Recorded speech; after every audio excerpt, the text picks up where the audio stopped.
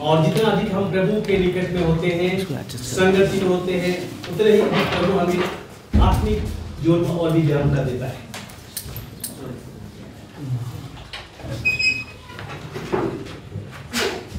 तो प्रभु का धन्यवाद होता है। तो मेरे प्यारे भाई बहनों, अभी तक जो वचन हमने सुना है अभी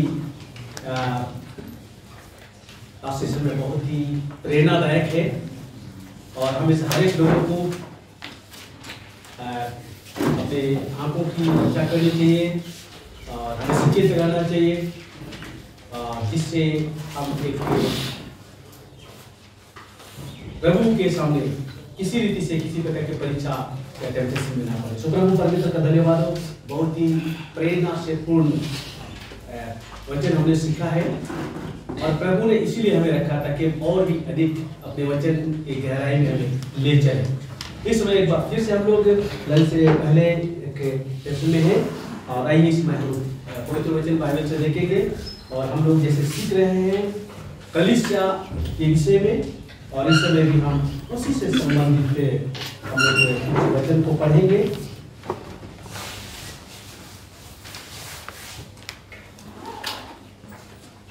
क्या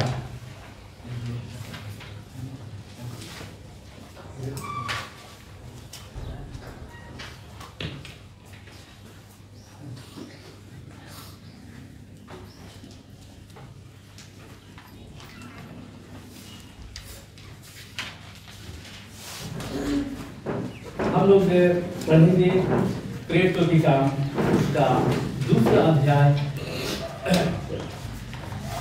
और उसके बाद 41 वचन को पढ़ेंगे। अतः जिन्होंने उसका वचन ग्रहण किया उन्होंने बपतिस्मा लिया और उसी दिन 3000 मनुष्यों के लगभग उनमें मिल गए। 42 और वे प्रेरितों से शिक्षा पाने और संगति रखने और रोटी तोड़ने और प्रार्थना करने में लगी है। प्रभु परमेश्वर का धन्यवाद हो कि आरंभिक कलीसिया के लोग जब उन्होंने वचन ग्रहण किया, यीशु मसीह को अपना मुक्तिदाता उद्धारकर्ता करके मान लिया और बपतिस्मा लिया, ठीक उसी समय से ही लोग आगे हम लोग देखते हैं ये लोग प्रेरितों से शिक्षा पाने, संगति रखने और रोटी तोड़ने और प्रार्थना करने में लौलीन रहे। बहुत अच्छी बात का लोग यहाँ पर देखते हैं, ये लोग लौलीन रहे। सो प्रभु परमेश्वर का धन्यवाद हो, इनके ये जीवन जो प्रतिदिन या इस प्रकार से लोग इस बात में लगे रहे, ये हमारे और आपके लिए आज के समय के लोगों के लिए बहुत बड़ा प्रेरणा है। हम इससे सीख सकते हैं कलीसिया के लोग। तो प्रभु परमेश्वर का धन्यवाद हो। कई बातें हैं इसमें, 4 मुख्य बातें हैं जिसमें वे लोग लगातार लगे रहे, शिक्षा पाने में, संगति रखने में, रोटी तोड़ने में और प्रार्थना करने में। तो इस समय एक खास बात जो उस समय लोग करते रहे थे और आज भी हम लोग इस बात को करते हैं और इस बार आपको आज हम लोग थोड़ा सा ध्यान देंगे और वो रोटी तोड़ने के विषय में, संगति रखना और रोटी तोड़ने के विषय में हम लोग थोड़ा सा आज वचन पर ध्यान देंगे। नए नियम के कलीसिया के लोग ये हमारे और आपके लिए बहुत अच्छा नमूना रखते हैं और ऐसा करने से ये एक दिन नहीं, वो प्रतिदिन, आगे हम लोग पढ़ेंगे तो हमें पता चलेगा ये प्रतिदिन ऐसा करते थे। 45 वचन से आगे जब हम पढ़ते हैं तो हम देखते हैं वे अपनी अपनी संपत्ति और सामान बेच कर जैसे जिनकी आवश्यकता होती थी बांट लिया करते थे। और वे 46 में वे प्रतिदिन एक मन होकर मंदिर में इकट्ठे होते और घर घर रोटी तोड़ते हुए आनंद और मन की सिधाई से भोजन किया करते थे और परमेश्वर की स्तुति करते थे और सब लोग उनसे प्रसन्न थे और जो उद्धार पाते थे उनको प्रभु प्रतिदिन उन्हें मिला देता था। सो प्रभु परमेश्वर का धन्यवाद हो। ये विश्वासी इन्होंने जो कुछ किया, जो लौलीन रहे जिस बात में, वो एक दिन के लिए प्रतिदिन, हम ऐसा पढ़ते हैं, प्रतिदिन इस प्रकार से करते थे। और ये काम वे लोग जैसे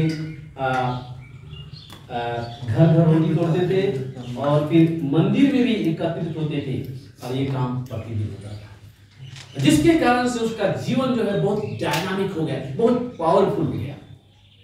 तो आज इस सिलसिले में हम कुछ बातों को सीखने पाएंगे कि ये लोग किस रीति से हम लोग उनको देखते हैं। तो ये विशेष रीति से प्रभु भोज की विधि को हम लोग देखते हैं। उस समय प्रतिदिन लोग इस काम को भी करते थे। और पहला कोरिन्थियों की किताब में जब प्रभु भोज से संबंधित पौलुस कलीसिया को कोरिन्थ के विश्वासियों को शिक्षा दे रहा है, मतलब ये शिक्षा आज हम सभी लोगों के लिए भी है। तब वहां पर एक वचन लिखा हुआ पहला कोरिन्थियों में उसके 11 अध्याय में, जो खाते पीते समय क्या मतलब रोटी जब क्या करते थे, रोटी तोड़ते थे, प्रतिदिन रोटी तोड़ते थे। और उसमें हम इस वचन को पढ़ लेते तो ज्यादा और हम ऐसा कुछ खास बातों को समझ पाएंगे, क्योंकि हम लोग उसको हर एक के कलीसिया में इस वचन को बार बार पढ़ते हैं, लेकिन हम जितना अधिक पढ़ेंगे उतना अधिक और भी उसमें गहराई में होते चले जाते हैं। तो प्रभु परमेश्वर का धन्यवाद हो। 23 वचन पढ़ते हैं। वह लिखा है, क्योंकि ये बात मुझे प्रभु से पहुंची और मैंने तुम्हें भी पहुंचा दी कि प्रभु यीशु ने जिस रात वो पकड़वाया गया रोटी ली और धन्यवाद करके उसे तोड़ी और कहा, ये मेरी देह है जो तुम्हारे लिए है, मेरे स्मरण के लिए यही क्या करो। इसी रीति से उसने ज्ञानी के पीछे कटोरा भी लिया और कहा, ये कटोरा मेरे लहू में नई वाचा है, जब कभी पियो तो मेरे स्मरण के लिए यही क्या करो। क्योंकि जब कभी तुम यह रोटी खाते और इस कटोरे में से पीते हो तो प्रभु की मृत्यु को जब तक वो न आए प्रचार करते हो। इसलिए जो कोई अनुचित रीति से प्रभु की रोटी खाए या उसके कटोरे में से पिए, वो प्रभु की देह और लहू का अपराधी ठहरेगा। इसलिए मनुष्य अपने आप को जांच ले और इस रीति से वे इस रोटी में से खाएं और इस कटोरे में से पिए, क्योंकि जो खाते पीते इस समय प्रभु की देह को ना पहचाने, वो इस खाने और पीने से अपने ऊपर दंड लाता है। तो प्रभु का धन्यवाद हो। ये नया नियम के कलीसिया के लोग जो आरंभ में जो प्रभु में विश्वास में आए, कलीसिया स्थापित हो गई, तो ये प्रतिदिन इस काम को करते थे। मंदिर में भी करते थे, साथ साथ घरों में भी करते थे। सबसे बड़ी खास बात जो इस चीज को हम देखते हैं, प्रभु भोज से लेते समय वचन में लिखा है ना, अपने आप को जांचना है, अपने आप को जांचना है, बहुत इंपॉर्टेंट है। और प्रतिदिन जब वे लोग प्रभु भोज में शामिल होते थे तो प्रतिदिन ये उनके लिए एक अवसर होता था, वो अपने आप को जांचे। और हम अगर आपके लिए भी आज हमने बहुत ही सुंदर वचन में से देखा है और ये सब्जेक्ट हमें दिखाया गया कि हमको जांचना है, अपने आप को वाच करना, अपने आंखों को भी और हमारे मन के विचारों को भी। हाँ, तो प्रभु भोज में शामिल होने से पहले अपने आप को जांचना बहुत जरूरी है। और जितना अधिक हम इसमें शामिल होते जाएंगे और उतना अधिक हम उसमें अपने आप को जांचेंगे। लेकिन परमेश्वर का वचन तो हमें हमेशा हर बात के लिए हमें अपने आप को जांचने और परखने के लिए हमें बताया गया है। तो यहाँ पर प्रभु भोज की विधि के विषय में बताया गया है। और जब प्रभु भोज के विषय में प्रभु ने यह शिक्षा दी तो कहा, जब तक मैं ना आऊं तब तक इसे तुम्हें करना है, इसे तुम्हें करना है। ये प्रभु की बड़ी इच्छा थी, इससे पहले कि वो क्रूस पर अपना लहू बहाए मारे जाए और क्रूस पर बलिदान हो जाए। प्रभु यीशु मसीह अपने शिष्यों के साथ ही उसने इस बात को कहा और कहा कि मेरी बड़ी इच्छा थी कि मैं इसमें से शामिल हो जाऊं और ये कर सकूं। तो मेरे प्यारे भाई बहनों, आज हमारे आपके लिए ये जानने समझने की बात है कि आखिर प्रभु भोज में क्या कुछ है जो हमारे और आपके लिए जानने की बातें हैं। तो जब प्रेरितों के काम 11 अध्याय को देखते हैं तो वहां पर पौलुस कुछ बातों के साथ प्रेरितों के कोरिन्थ के लोगों को संबोधित करता है, जो हम उन बातों पर थोड़ा ध्यान देंगे। प्रेरितों के काम उसका 11 अध्याय और दूसरा वचन जब हम पढ़ते हैं तो पौलुस इस तरीके से कहता है, हे भाइयों, मैं तुम्हें सराहता हूं कि सब बातों में तुम मुझे स्मरण करते हो और जो परंपराएं मैंने तुम्हें सौंपी हैं उनका पालन करते हो। इस बात के लिए पौलुस कोरिन्थ के विश्वासियों को क्या करता है? सराहना करता है, सराहना करता है। लेकिन साथ साथ इसी अध्याय में जब हम आगे बढ़ते हैं तो पौलुस कुछ और खास बात कहता है, उसको भी और अधिक हमें ध्यान देने की जरूरत है, जो 17 वचन में है। 17 वचन को जब हम पढ़ते हैं तो वहां पर पौलुस के इस बात को हम वहां पाते हैं। वो क्या कहता है? परंतु ये आज्ञा देते हुए मैं तुम्हें नहीं सराहता। देखिए, थोड़ी देर पहले पौलुस ने कहा मैं तुम्हें सराहता हूं, और इस समय जब हम लोग देखते हैं 17 अध्याय 17 पद में, तो पौलुस कहता है मैं तुम्हें नहीं सराहता। तो क्या कारण है? किस काम के लिए पौलुस उनको सराहता और कौन सा काम है? अब पौलुस कहता है कि मैं इस बात के लिए तुम्हें नहीं सराहता। तो जो कुछ भी आराधना में जो पद्धतियां हैं पौलुस ने उनके सामने रखी, वे लोग शायद बहुत अच्छी तरह से मान रहे थे। और ये भी पौलुस कहता है कि तुम मुझे स्मरण करते हो, और इसलिए मैं तुम्हें सराहता हूं। लेकिन साथ साथ पौलुस ये भी कहता है मैं तुम्हें नहीं सराहता। कारण क्या है? आगे जब हम पढ़ते हैं तो प्रभुभोज लेने में जो गड़बड़ियां हैं, जो ठीक नहीं है, वो सामने रखता है। और हम 17 पद के वचन में से आगे पढ़ते हैं।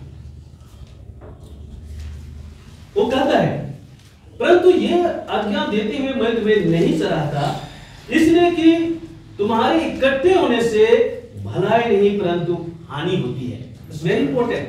आज पौलुस इस बात को नोटिस कर रहा था जब उनके इकट्ठे होने में क्या क्या गड़बड़ी हो रही है।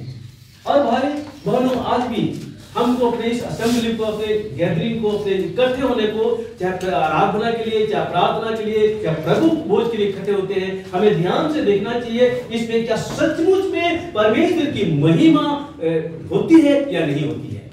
यहाँ पर कुछ और एक्स्ट्रा चीज हो रहा था, और हम आगे बढ़ते हैं तो वो हम पाते हैं क्या होता है। उसने कहा तुम्हारे इकट्ठे होने से भलाई नहीं परंतु हानि होती है। 18 वचन में लिखा है क्योंकि पहले तो मैं ये सुनता हूं कि तुम कलीसिया में जब तुम कलीसिया में इकट्ठे होते हो तो तुम में फूट होती है, और तुम में फूट होती है। 19 वचन में कहता है क्योंकि दलबंदी में तुम में अवश्य होंगे। 20 वचन में लिखा है तुम में एक से इकट्ठे होते हो तो प्रभु भोज खाने के लिए नहीं, क्योंकि खाने के समय एक दूसरे से पाले अपना खाना खा लेता है, भोजन खा लेता है। इस प्रकार कोई तो भूखा रहता है और कोई मतवाला हो जाता है। ये पौलुस इस बात को नोटिस कर रहा था, और आज भी हमको इस बात को ध्यान देना चाहिए। जो पैटर्न प्रभु ने हमें दिया है, जो प्रभु के वचन है, हम उससे आगे ना बढ़े, ना कुछ ना घटाए ना बढ़ाएं, क्योंकि यहाँ पर कुछ हो रहा था जो ठीक नहीं था। प्रभु उसकी विधि जिसे प्रभु ने कराया था कि तुम इसे, जब उसने वो रोटी दिया कहा ये मेरी देह है जो तुम्हारे लिए तोड़ी जाती है, इसे तोड़ के दिया का लो बांट के खाओ। इसके बाद उसने ब्यारी के पीछे कटोरा लिया और कहा ये उस वाचा की नई वाचा का वो लहू है जो बहुतों की छुड़ौती के लिए, छुटकारा के लिए बहाया जाता है। इससे मेन कॉन्सेप्ट तो यही था। प्रभु भोज में हम प्रभु की उस देह को खाते हैं जो क्रूस पर मारा गया, और उस लहू को पीते हैं जो हमारे छुटकारा के लिए क्रूस पर बहाया गया। लेकिन यहां पर कुछ और ही लोग कर रहे थे। इसलिए पौलुस ने कहा मैं तुझे सराहता हूं, और फिर इसी अध्याय में हम देखते हैं वो कहता है मैं तुझे नहीं सराहता। आज हमको और आपको भी अपनी असेंबली, अपने झुंड को, आज जब कभी हम प्रभु के लिए एकत्रित होते हैं, प्रभु के नाम से जमा होते हैं, उस झुंड में, उस गैदरिंग में, उस असेंबली में क्या हम उस परमेश्वर को महिमा देते हैं, या सचमुच में क्या वचन के अनुसार हम कर पाते हैं या नहीं कर पाते। It's very important. ये हमारे आपके लिए सीखने या समझने की बात है। सो इसमें कुछ आगे और भी हम बातों को पाते हैं जो पौलुस ने बताया है। जब कभी प्रभु भोज में हम इकट्ठे होते हैं, कई सारे बातें हैं, मैं सिर्फ कुछ बातों को आपके सामने रखना चाहूंगा, हम सभी लोगों के लिए है। क्यों हम प्रभु भोज देते हैं? तो हम लोग इसमें से सबसे पहली बात प्रभु कहता है, 26 वचन को हम पढ़ते हैं। पहला कोरिन्थियों का 11:26 वहां लिखा हुआ है, क्योंकि जब कभी तुम ये रोटी खाते और इस कटोरे में से पीते हो तो प्रभु की मृत्यु को जब तक वो ना आए प्रचार करते हो। जब तक वो ना आए क्या हम करते हैं? प्रचार करते हैं, प्रभु की मृत्यु का प्रचार करते हैं। प्रभु यीशु मसीह का भी उद्देश्य है, इसीलिए हर कलीसियाओं में प्रभु भोज की परंपरा की जाती है, क्योंकि इसमें बहुत इंपॉर्टेंट बात है, उसमें हम प्रभु की मृत्यु का प्रचार करते हैं। याद रखिए, हम सबका छुटकारा यीशु की मृत्यु में शामिल है। यदि यीशु मसीह क्रूस पर नहीं मरता तो शायद हम और आप का उद्धार कभी नहीं हो पाता। इसलिए यीशु को क्रूस पर मरना पड़ा, बलिदान होना पड़ा, उसने मृत्यु को स्वेच्छा से ग्रहण किया।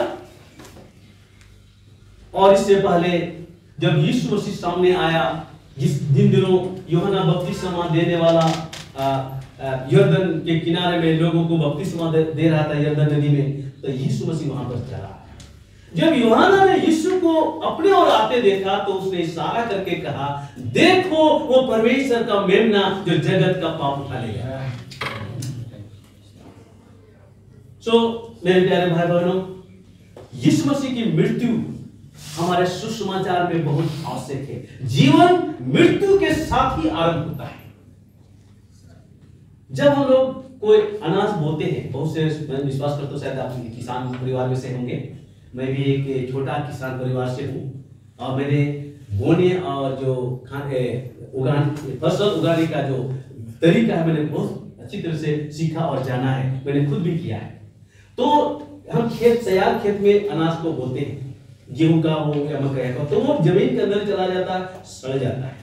लेकिन इसके बाद एक दाना बोते हैं और अनेक दाना के साथ वो नया पौधा निकल आता है। उसमें से हम एक दाना को गिन के बो सकते हैं, लेकिन जब बोया हुआ जो उगता है, फसल तैयार होता है, वो अनगिनत हो जाता है। हमारा जीवन भी इसी तरह से प्रभु ने ये बताया कि उनका क्रूस पर मरना हमारे आपके लिए बहुत आवश्यक है। एक तो हमारे लिए बलिदान हुआ, और आज हम मसीह में बहुत से लोग नए अनाज के समान, नए फसल के समान उग गए। और इसीलिए ये यीशु की मृत्यु, क्रूस पर यीशु की मृत्यु प्रचार करना बहुत जरूरी है, बहुत जरूरी है। और इसलिए प्रभु यीशु मसीह ने कहा, जब कभी तुम ये रोटी में से खाते और इस तो क्या करते हो, तुम मेरी मृत्यु का प्रचार करते हो। प्रभु भोज में सबसे पहली बात प्रभु की मृत्यु का प्रचार करना शामिल है। दूसरी बात हम लोग क्या देखते हैं, वो है पहचानने की बात कहा जाता है। वो 29 वचन में हम पढ़ते हैं, पहला कोरिन्थियों का 11:29 वचन में लिखा हुआ है, क्योंकि जो खाते पीते समय प्रभु के देह को ना पहचाने, वो इस खाने और पीने से अपने ऊपर दंड लाता है। वेरी इंपॉर्टेंट ये बात भी कि हम इस बात को पहचाने, प्रभु की देह को पहचाने। प्रभु यीशु मसीह हमें इसकी ओर हमें इशारा करता है, क्योंकि यूहन्ना के सुसमाचार में हम इस बात को प्रभु यीशु मसीह ने 6 अध्याय में बहुत स्पष्ट बताया है। जो रोटी स्वर्ग से उतरी मैं हूं, उसने कहा, जो मेरे मांस करता है और मेरे लहू पीता है, वो मेरे साथ सहभागी करता है ना। उसमें वो मतलब कि स्पष्ट बताते हैं, वो उनका संबंध, मेरे साथ उनका संबंध बन रहता है। तो यहाँ पर बहुत स्पष्ट रीति से बताता है प्रभु कि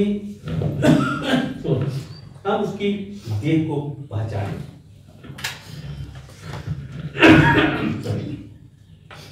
तो यहाँ पर प्रभु ने अपनी देह को पहचानने के लिए कहा। यहाँ पर यदि हम अगर इस कोरिन्थियों की पत्री में देखेंगे तो प्रभु की देह के विषय में वर्णन किया गया। 2 देह सामने आता है।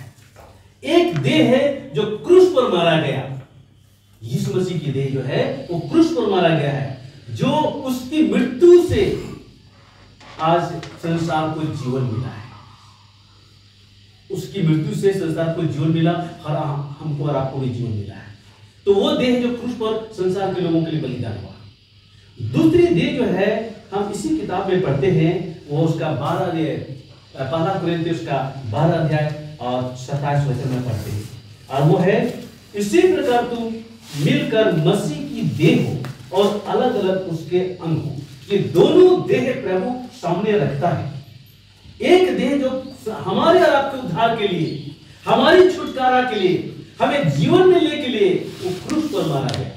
दूसरी वो देह है जो प्रभु हमें पहचानने के लिए कहता है, वो कहता है जो कलीसिया है उसकी देह है और उसका सिर मसीह है, और जो देह का जो अंग है वो कलीसिया सदस्य है, हम और आप। उस देह को भी पहचानना होगा। एक तरफ हमें यह पहचानना, एक देह जो क्रूस पर मारा गया हमारा आपके उद्धार के लिए, दूसरी जो देह है वो आज कलीसिया है।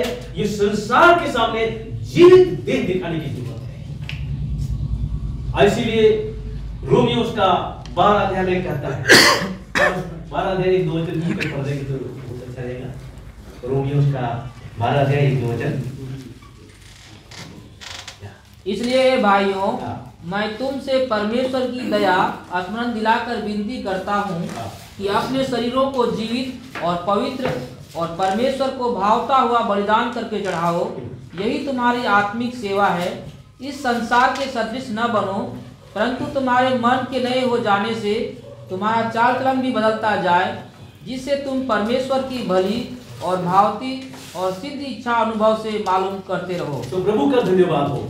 यहाँ पर प्रभु ने कहा कि यदि खाते पीते समय जो प्रभु की देह को ना पहचाने, बहुत स्पष्ट प्रभु बताता है, वो देह जो यीशु की देह है वो मारा गया, क्रूस पर गाड़ा गया, क्रूस पर मारा गया और गाड़ा गया, तीसरे दिन जी उठा। वो देह मारा गया और इस देह को हमें प्रचार करना है, क्योंकि उसकी मृत्यु में हमारा आपका जीवन है, उसकी मृत्यु में हमारा आपका छुटकारा है। दूसरी तरफ आज हम जो यीशु मसीह में विश्वास करते हैं और हम उसके साथ जीवते हैं, और आज ये देह हमें जीवित और पवित्र और परमेश्वर के सन्मुख भावता हुआ हमें दिखाने की जरूरत है। कई बार हम विश्वासी मसीही लोग, मसीह के कलीसिया के हिस्से होने के नाते, उसके चेले होने के नाते हम एक जीवित विश्वासी के रूप हमारा जीवित जीवन दिखाना चाहिए, लेकिन कई बार हमारा जीवन मरे हुए दिखाई देता है संसार में। और प्रकाशित वाक्य में जो 7 कलीसियाएं हैं, उनमें से प्रभु ने स्वयं बातचीत किया और एक कलीसिया के लोगों से कहा, तुम जीविता तो कहलाते हो परंतु है मरे हुए। मेरे प्यारे भाई बहनों, इस सिलसिले में हमको और हम सबको अपने आप को बहुत अधिक जांचने की जरूरत है। हम सचमुच में जो जीवन जी रहे हैं, इस जीवन के माध्यम से मसीह की महिमा होती है? क्या इस जीवन में यीशु मसीह दिखाई देता है या नहीं दिखाई देता है? तस्वीर बहुत महत्वपूर्ण बात है। लेकिन प्रभु ने क्या कहा, तुम जीवता कहलाते हो। आप अपने आप में बहुत सैटिस्फाइड है कि मैं अच्छे कलीसिया का सदस्य हूँ, अच्छी तरह से प्रार्थना करता हूँ, गीत गाता हूँ, आराधना करता हूँ और सब कुछ करता हूँ, लेकिन प्रभु क्या कहता है, जीवता कहलाते हो लेकिन है तुम मरे हुए।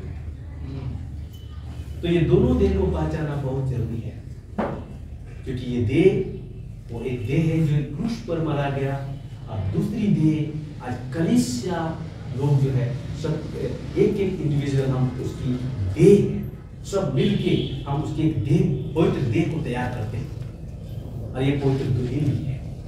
तो हमें इस बात को पहचानना जरूरी है। तीसरी बात, अपने आप को परखने के लिए कहा गया 28 वचन में, इसको फिर से हम लोग पढ़ेंगे।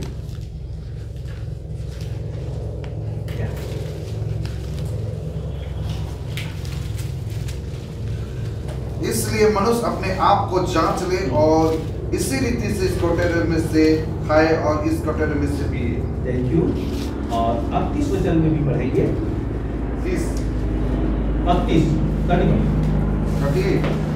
यदि हम अपने आप को जांचते तो तो दंड न पाते। हाँ जी, थैंक यू। तो यहाँ दोनों ही बातों में अपने आप को जांचने के लिए हमें कहा गया जो प्रभु भोज में हम शामिल होते हैं, ये सारी बातें बहुत इंपॉर्टेंट है। पहचानना है, प्रचार करना है, पहचानना है और परखना है। चौथी एक और बात है जो वो भी खास बात है जो हमको 35 वचन में पढ़ते हैं। इसको जी पढ़ देंगे प्लीज।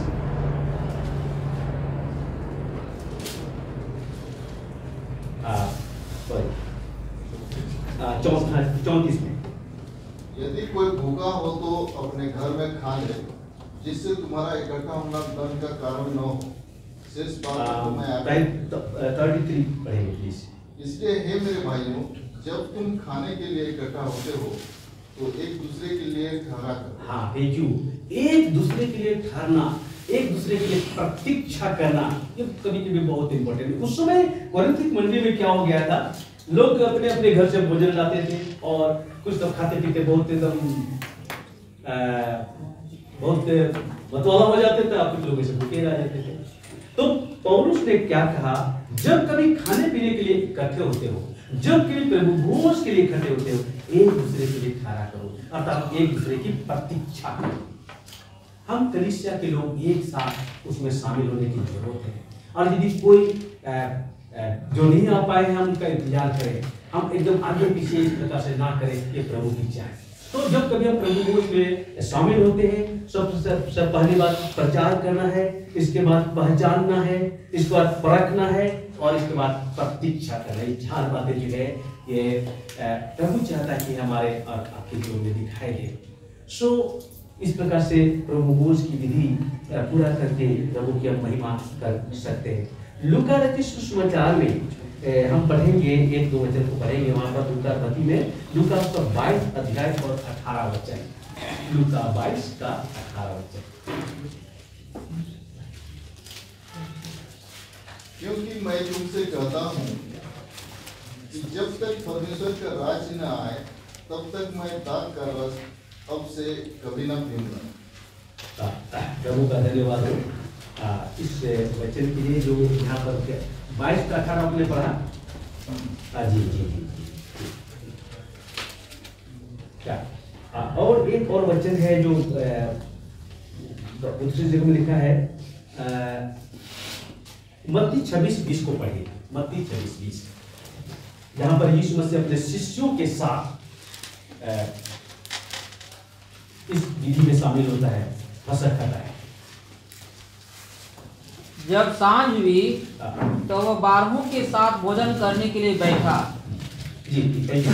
तो यहाँ पर हम लोग ये देखते हैं यीशु स्वयं ही वहाँ पर उनके 12 जो चेले थे, जो उसके करीब में उसके साथ साथ रह करके उसके साथ साथ जाते थे या प्रचार में या निकलते थे, उन सब के साथ 12 के साथ, उसमें एक भी अनुपस्थित नहीं है ना, सब लोग उसके साथ हैं। यहाँ तक उसमें से एक व्यक्ति जो यीशु को पकड़वाने वाला था, यहूदा इस्करियोती, वो भी उसमें शामिल था। तो यहाँ पर हम लोग देखते हैं कि यहाँ पर सभी उनके शिष्य जो उनके 12 चेले प्रेरित थे, वे सब उसमें शामिल थे। अर्थात हम कलीसिया में अपने लोगों के साथ जब कभी एकत्रित होते हैं तो हम एक दूसरे की प्रतीक्षा करें। और हम तो अपने कलीसिया में जब कभी कम्युनिटी सर्विस करते हैं तो अनाउंस कर देते हैं, जो लोग लगातार नहीं आ पाते कम से कम उस दिन आके वे लोग भी शामिल हो जाए। ये हमारा मतलब हमारा मन होता है या हमारी इच्छा है कि वे लोग भी शामिल हो जाए। तो इस रीति से प्रभु भोज हमारे और आपके लिए भी बहुत महत्वपूर्ण विधि थी, जो आरंभिक कलीसिया ने आरंभ से किया और आज भी बहुत से कलीसियाओं में इसको दोहराया जाता है, करना भी चाहिए क्योंकि ये प्रभु के आदेश है। और जब तक उसके वो नहीं आते अपने लोगों को लेने के लिए, तब तक हमें इसको करते रहना, क्योंकि प्रभु ने कहा मैं जब तक ना आऊं तुम इसको करो और इस प्रकार से मेरी प्रचार करते हो। तो निश्चित रूप से प्रभु भोज एक ऐसा सुसमाचार है, इसमें शामिल होते ही हम प्रचार करते हैं, प्रकट करते हैं यीशु की मृत्यु को, और इस बात को जानने पाते हैं उसके मृत्यु के बिना हमारा और आपका जीवन नहीं। हम भेंट और बलिदान करके और दूसरे कर्मों के द्वारा तप और तपस्या के द्वारा बहुत भक्तिपूर्ण जीवन व्यतीत के द्वारा हम उद्धार नहीं पा सकते, हमारा जीवन हमें नहीं मिल सकता जब तक यीशु की मृत्यु क्रूस पर नहीं होती। और एक बहुत अच्छी बात जो कोरिन्थियों में की किताब में हम पढ़ते हैं, पहला कोरिन्थियों उसका 18 वचन में हम इस वचन को पढ़ेंगे। यहाँ पर जो पौलुस ने इस बात को कहा है, क्योंकि क्रूस की कथा नाश होने वालों के लिए मूर्खता है, परंतु हम उद्धार पाने वालों के लिए परमेश्वर की सामर्थ है। एक बात इससे, क्योंकि क्रूस की कथा नाश होने वालों के लिए मूर्खता है, परंतु हम उद्धार पाने वालों के लिए परमेश्वर की सामर्थ है। सो यहाँ पर पौलुस क्या बताना चाहता है? क्रूस पे यीशु मसीह की मृत्यु हुई, ये तो मेन बात है, यही तो मुख्य बात है। लेकिन ये क्रूस की यीशु की मृत्यु के बाद हम लोग देखते हैं यहाँ पर संसार के लोग दो भागों में हो जाते हैं। एक है नाश होने वाले लोग और दूसरे तरफ उद्धार करने वाले लोग। दो ग्रुप में हम लोग पूरे दुनिया के लोगों के लिए ये संदेश है, यीशु मसीह के क्रूस पे मृत्यु के बाद दो हिस्से में है। लेकिन अब तक उन हिस्सों के लिए जो नाश होने वाले हैं, उनके लिए अब भी प्रभु के घर में प्रभु का द्वार खुला हुआ है, वे भी आ सकते हैं। वे भी यीशु मसीह पे विश्वास करके यीशु की मृत्यु जो उनके लिए भी यीशु ने अपना लहू बहाया, वे भी जीवन पा सकते हैं। तो उनके लिए एक समय है। तो मेरे प्यारे भाई बहनों, क्रूस की कथा संसार के लोगों को दो हिस्सों में बांटता है। आप ध्यान दीजिए, जब यीशु मसीह का जन्म हुआ, इसके बाद इतिहास दो भागों में बैठ गया, है ना? क्या बोलते हैं इसको? ईस्वी पूर्व और ईस्वी सन, है ना? है? एसी एडी सब क्या क्या है वो बोलते हैं ना। यीशु मसीह के जन्म से पहले की बात है, उसके जन्म के बाद एक नए युग, नया दो हिस्सा में इतिहास बढ़ जाती है। लेकिन जब यीशु मसीह क्रूस पर मारा गया, इसके बाद पूरी दुनिया के लोग दो हिस्सों में आ गए, उद्धार पाने वाले और नाश होने वाले। बहुत स्पष्ट है। इसके बाद जब यीशु मसीह दोबारा आएगा और न्याय करेगा, उस समय भी लोग दो हिस्सों में दिखाई देंगे, परमेश्वर के पवित्र लोग, परमेश्वर के धन्य लोग और श्रापित लोग। सो मेरे प्यारे भाई बहनों, यीशु मसीह की मृत्यु बहुत अहम है और उसकी मृत्यु का प्रचार करना बहुत इंपॉर्टेंट है, और उससे कहीं अधिक उसके जो जीवने की जो बात है, उसका पुनरुत्थान का प्रचार करना भी बहुत जरूरी है। उस यीशु की मृत्यु और उसका पुनरुत्थान। तो मालूम है, प्रेरित में से न केवल यीशु की मृत्यु का प्रचार करते थे, वे लोग यीशु के जीवने का भी प्रचार करते थे। और जब यीशु के जीवने का प्रचार करते थे, पुनरुत्थान की बात सुनाते थे, तो बहुत से सदूकी और फरीसी और उस समय के ऊंचे वर्ग के लोग उन शिष्यों के विरोध में खड़े हुए। उनमें से बहुतों के कैदखाने में डाल दिया, हवालत में डाल दिया, और उनको कहा इस नाम से तुम कभी प्रचार मत करना।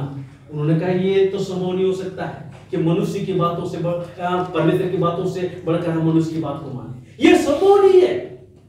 और उन्होंने यीशु की मृत्यु का प्रचार किया और यीशु का पुनरुत्थान का भी प्रचार किया। मेरे प्यारे भाई बहनों, यीशु मसीह ना केवल हमारे रात के लिए क्रूस पर मारा गया, लेकिन वो प्रभु हमारे रात के लिए जीवित है, सर्वदा जीवित है, और बस उस जीवित प्रभु की हम अपराध नहीं करते हैं। तो प्रभु हमारी सहायता करे, और हम जब कभी संगति में आते हैं, हम अपने आप को जांचें और परखें। ये बहुत अच्छी बात है, क्योंकि प्रभु भोज में शामिल होने से पहले हम अपने आप को जांचें। जितना अधिक हम उसमें शामिल होंगे, उतना अधिक हम अपने को जांचने का हमको जांचने की जरूरत है। कई बार हम लोग अपने को जज नहीं करते, अपने को नहीं परखते, लेकिन दूसरे को जरूर परख करते हैं और बहुत जल्दी उंगली उठा देते हैं। अच्छा, फलना व्यक्ति ऐसा है, फलना पुरुष ऐसा है, फलना स्त्री ऐसी है। लेकिन मेरे प्यारे भाई बहनों, परमेश्वर का वचन तो दूसरे को नहीं, लेकिन अपने आप को जांचने के लिए हमें प्रेरित करता है। और जितना अधिक हम जांचेंगे, उतना अधिक हम अपने आप को हर एक प्रकार की पाप और अपराध से, गलत काम से बचे रहेंगे। जैसे प्रभु का वचन आज हमने सुना है, हमारे आंखों की हम रक्षा करें। राजा दाऊद जिस समय राजा लोग युद्ध करने में जाते थे, उस वसंत ऋतु में, मतलब जब साल का शुरुआत होता है, हर एक राजा लोग नया लड़ाई में जाते हैं, लेकिन ये घर में रह गया। हाँ, और क्या किया उसने? अपने जो सुरक्षा कवच है, जो उसका गार्ड है, उसको उतार के रख दिया, जिसके कारण वो परीक्षा में पड़ गया। आज हमको अपने आप को जानते हैं, उसके आंख, इसके बाद फिर क्या हुआ आप सब जानते हैं। तो हमको अपने आप को परखने की जरूरत है। साथ साथ यूसुफ का भी उदाहरण हमारे आपके सामने रखा गया, तो उसके सामने भी बहुत बड़ी परीक्षा आई, लेकिन यूसुफ ने अपने आप की रक्षा की थी, और जिसके कारण से उस बड़ा परीक्षा से भी बच गया। जब उसके सामने ऑफर आया, उसने कहा मैं परमेश्वर के विरुद्ध में ये पाप कैसे कर सकता हूं, उसने इनकार किया, जिसके कारण से उसको फिर कैदखाना में जाना पड़ा। लेकिन मेरे प्यारे भाई बहनों, उसने किसी प्रकार का कॉम्प्रोमाइज नहीं किया।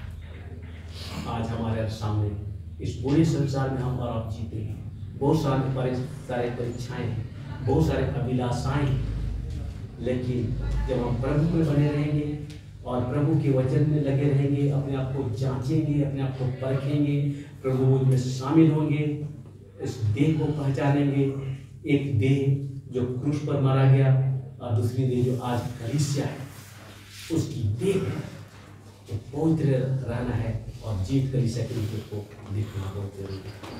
तो प्रभु हम सबकी सहायता मदद करें, और हम प्रतिदिन के जीवन में एक दिन 2 दिन नहीं, जब तक हम जीते हैं 365 दिन, प्रत्येक दिन हम अपने आप को जांचने की आवश्यकता है।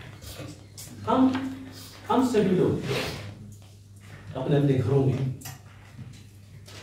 ड्रेसिंग टेबल रखते हैं, बड़े बड़े शीशे लगा कर रखते हैं ना, सब लोग रखते हैं। यहाँ तक कि जब बाहर ट्रेवल करते हैं तो अपना छोटा सा पर्स में उसको डाल देते हैं। क्यों? हम उस शीशे में अपने आप को देखते हैं, कहीं किसी प्रकार का दाग धब्बा तो नहीं, किसी प्रकार तो कुछ गड़बड़ी तो नहीं है, अब तुरंत उसको रिमूव करते हैं। इससे कहीं अधिक आज उस आत्मिक आईने को हमारे साथ रखने की जरूरत है। वो जो परमेश्वर का वचन है, वो प्रतिदिन हमें अंदर से भी साफ रखेगा और बाहर से भी साफ रखेगा, क्योंकि परमेश्वर का वचन जीवित और पवित्र है। इसीलिए मेरे प्यारे भाई बहनों, आइए इस बात को बहुत ही गंभीरता से लें और एक कलीसिया के रूप में अपने आप को हम उसका अनुकरण करें जो आरंभिक कलीसियाओं में जो विश्वासी लोग थे। बहुत अच्छा सब्जेक्ट दिया यार, बैक टू बेसिस, बहुत अच्छा सब्जेक्ट है ना। तो आज हमें उसकी ओर देख के हम प्रेरणा ले सकते हैं, उससे सीख सकते हैं। उन्होंने जो कुछ भी किया बहुत ही पावरफुल रूप में किया और बहुत सही किया, और जिसके कारण से प्रभु की महिमा हुई उस कलीसिया के द्वारा और कलीसिया बढ़ती चली गई। आज भी हम और आप ऐसा करेंगे तो प्रभु हमें और भी बढ़ाएगा। तो प्रभु हम सबको आशीष दे। आइए हम प्रार्थना करें। धन्यवाद पवित्र परमेश्वर, हालेलुया, धन्यवाद धन्यवाद मंडली के लिए, नियमों को तुमने बनाया, धन्यवाद। अच्छा है, इस समय भी हम अपने आप को जांच रहे हैं। हम तो मनुष्य होने के नाते हम भी कमजोर हैं, लेकिन एक है जो हमारी कमजोरियों को भी सामर्थ्य में बदलने की शक्ति रखता है, वो प्रभु यीशु मसीह। एक है जो हमें बलवंत करता है, एक जो हमें क्षमा करता है, एक जो हमें अपने सेवकाई के योग्य बनाता है, वो पवित्र आत्मा प्रभु यीशु मसीह। प्रभु हमारी सहायता और मदद करें। मैं माननीय रेवरेंड सुभाष स्वामी से विनती करूंगा, प्रार्थना में हमसे। पिता परमेश्वर, हम तुझे धन्यवाद देते हैं इसी रोटी के लिए और इसी कटोरे के लिए। धन्यवाद देते हैं प्रभु कि तेरी मृत्यु का प्रचार है, और धन्यवाद देते हैं तेरे क्रूस के बलिदान के कारण जहाँ तूने अपना सर्वस्व हमारे लिए दे दिया। आज हम इस रोटी में से खाते और इस कटोरे में से पी सकते हैं। प्रभु परमेश्वर, तूने ही हमें सिखाया है जब कभी तुम इस रोटी में से खाते हो, इस कटोरे में से पीते हो, मेरी स्मरण को, मेरी मृत्यु को स्मरण करते और उसको प्रचार भी करते हो। इसलिए हमारी मदद कर प्रभु कि हम खाते पीते समय अपने आप को पहचान सकें। हमारी देह, हमारा सब कुछ प्रभु तेरा है। इसलिए अपनी आंखों के विषय में, अपने कानों के विषय में, अपने मुंह के विषय में, अपने सारे जज्बातों के विषय में प्रभु हमें पवित्र बना, और ऐसा पवित्र बना जैसे तू है। धन्यवाद देते हैं ताकि हम किसी भी रीति से दोषी न ठहराए जाए। प्रभु धन्यवाद देते हैं, तूने हमें पवित्र होने के लिए बुलाया और हम तेरे हैं और तेरे अनुग्रह से बच गए हैं। और प्रभु बच जाने का ये अनुभव जो तूने हमें दिया है, उसको सदैव अपने आप में बनाए रखने के लिए हमारी मदद कर, ताकि हम सब जितने प्रभु के यहाँ सेवक हैं, एक दूसरे के लिए, अपनी कलीसिया के लिए और अड़ोस पड़ोस के सब लोगों के लिए एक अच्छे एग्जाम्पल बन जाए और आशीष का कारण बन सके। धन्यवाद देते हैं तेरे सेवक ब्रदर फ्रांसिस के लिए, धन्यवाद देते हैं ब्रदर जी फ्रैंकलिन के लिए। तेरे वचन जो उनके मुंह में तूने दिए हैं, उन सब के लिए हम सबको तूने आशीषित किया है। और हमारी प्रार्थना एक देह बना के हम सबको मिलनसार जीवन दे, मेल मिलाप का जीवन दे, प्रेम से प्रभु हमें एक दूसरे की सहायता में अपने हाथों को और अपने जीवन को लगा सकें प्रभु, ताकि हमारी जो देह है अर्थात तेरी कलीसिया, तेरा मदद उन्नति कर सके और उसके द्वारा प्रभु यीशु मसीह को महिमा और आदर मिल सके। आमीन। उद्धारकर्ता प्रभु यीशु मसीह के नाम से आमीन।